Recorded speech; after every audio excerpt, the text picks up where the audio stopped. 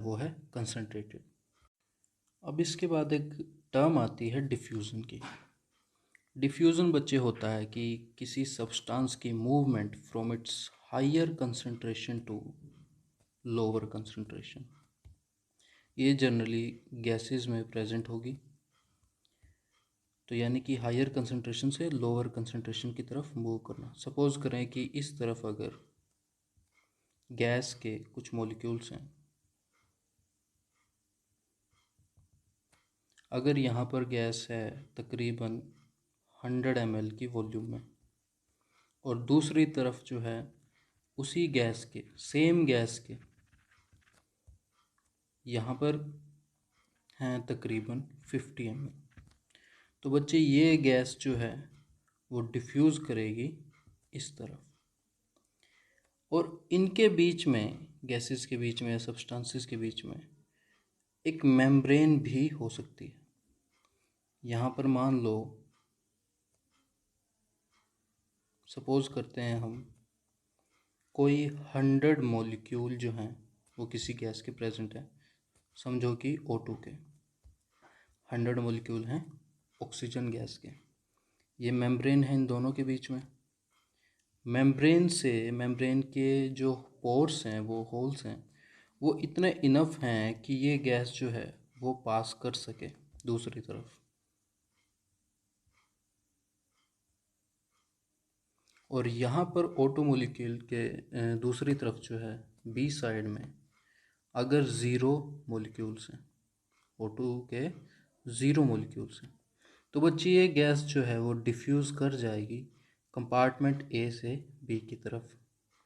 In case अगर यहाँ पर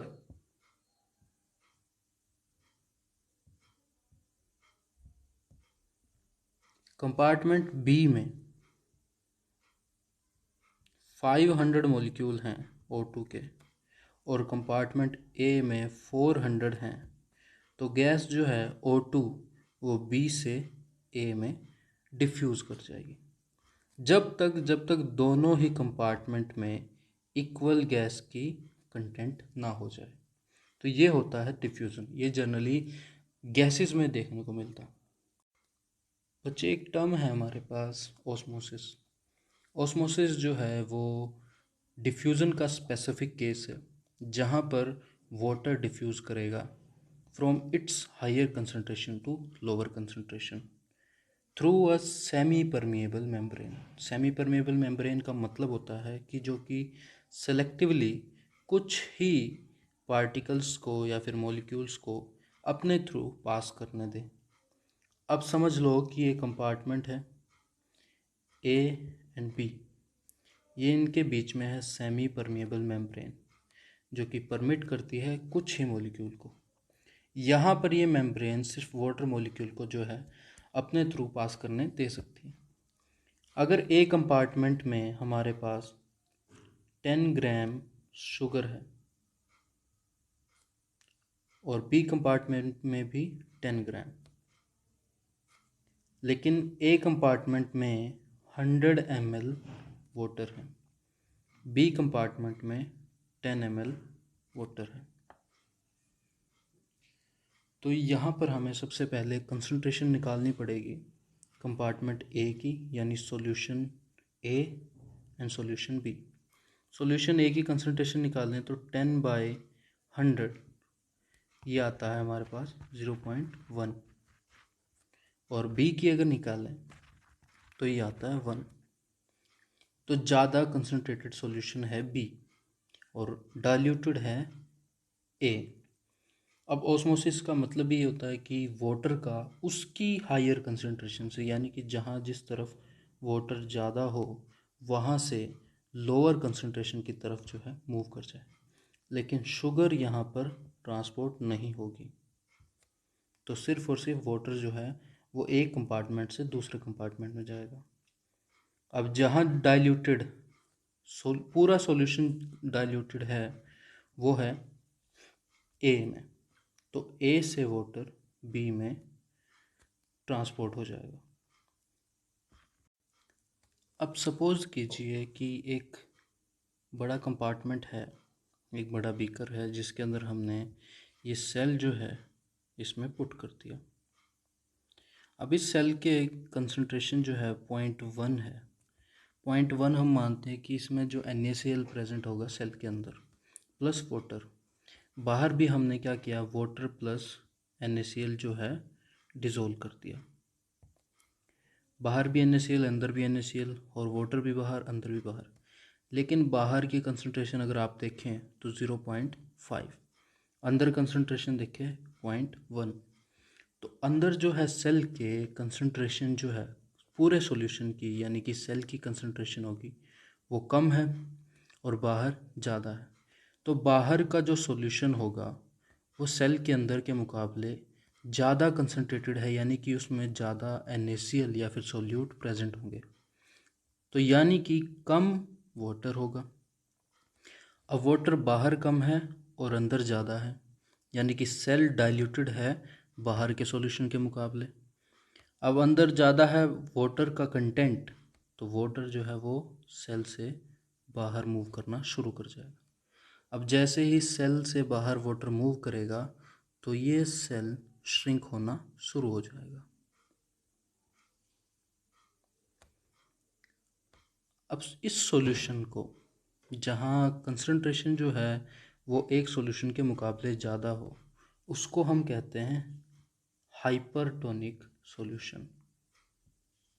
हाइपरटोनिक, हाइपर यानी कि ज़्यादा, टोनिक यानी उसकी कंसंट्रेशन, उसमें जो भी हमने सोल्यूट जो है डिज़ोल्व किया होगा। तो हाइपर माने ज़्यादा। हाइपर को इस तरह से याद रखें, हाइपर यानी ऊपर, यानी कि ज़्यादा। उसके बाद सपोज़ करो कि सेल को हमने, सेम सेल को हमने दूसरे सॉल्यूशन में रखा, जहाँ पर बाहर जो है यहाँ कंसंट्रेशन है 0.1 और अंदर कंसंट्रेशन है 0.5, पहले केस से उल्टा। 0.1 बाहर है, अंदर है 0.5। तो इसका मतलब ये होगा कि सेल ज़्यादा कंसंट्रेटेड है और जो बाहर का सॉल्यूशन होगा वो डाइल्यूटेड है, वो डाइल्यूटेड होगा। तो बाहर अगर डाइल्यूटेड है तो वाटर जो है वो बाहर से अंदर की तरफ मूव करना शुरू कर देगा, क्योंकि ये जो प्लाज्मा मेम्ब्रेन है ये एक सेमी परमेबल मेम्ब्रेन की तरह काम करेगी। तो वाटर जो है इस मेम्ब्रेन के थ्रू पास हो सकता है। तो ये हुआ बाहर से अंदर की तरफ सेल के अंदर वाटर की ऑस्मोसिस। इसको हम कहते हैं एंडोऑस्मोसिस। एंडो ऑस्मोसिस, एंडो होता है इनर साइड।